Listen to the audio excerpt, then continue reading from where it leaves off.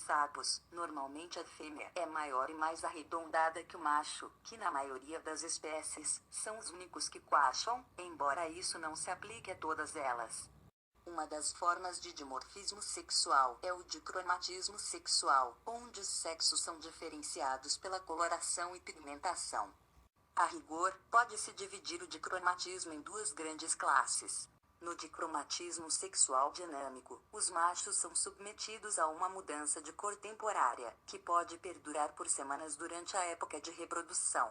No dicromatismo sexual ontogenético, os animais de ambos os sexos sofrem mudança de cor permanente no início da maturação sexual, sendo esses de hábito noturno.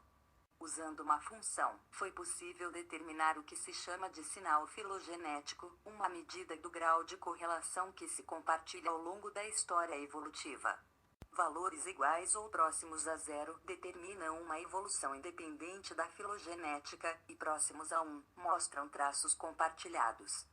Quando os dados foram analisados, os valores atribuídos não foram muito superiores a zero, indicando que nessa espécie os traços evolutivos são independentes da filogenética.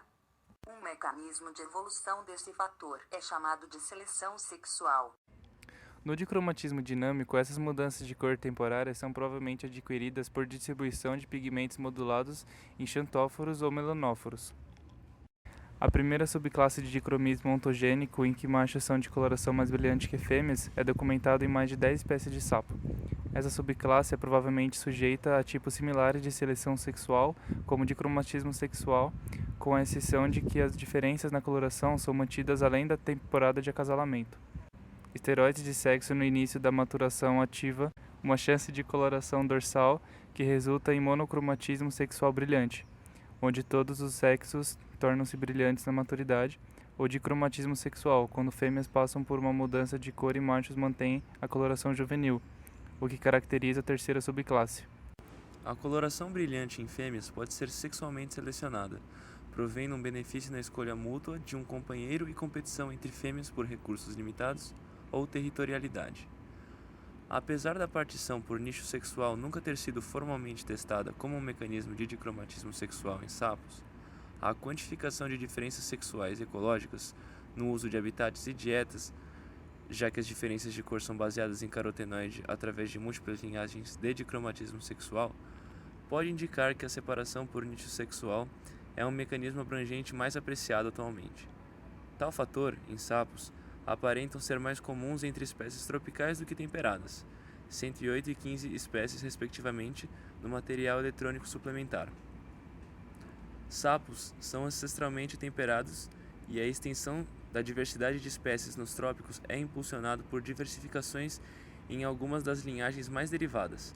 Portanto, contando com os efeitos históricos da latitude na diversificação, será necessário identificar se as diferenças na pressão predatória entre temperaturas e ambientes tropicais afetam a distribuição global de dicromatismo sexual em sapos. O alcance do tamanho das espécies e a riqueza de espécies de uma comunidade particular de acasalamento também pode ser importantes indicativos de dicromatismo sexual em vertebrados.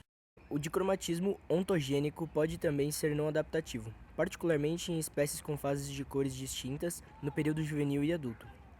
Pelo fato de hormônios esteroides terem um efeito similar em cromatóforos como o hormônio estimulador do melanócito, uma mudança na sensibilidade dos cromatóforos de ambos os hormônios sexuais do macho e fêmea podem resultar na perda de mudanças de cor ontogênica em apenas um sexo.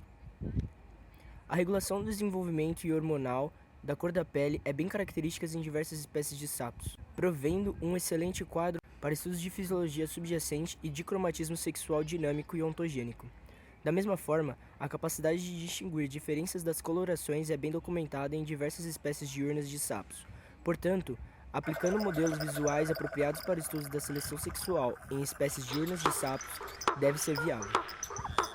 A extensão da sensibilidade do espectro de anuros em condições de pouca luz é largamente desconhecida e será um componente necessário para a pesquisa de dicromatismo em espécies noturnas.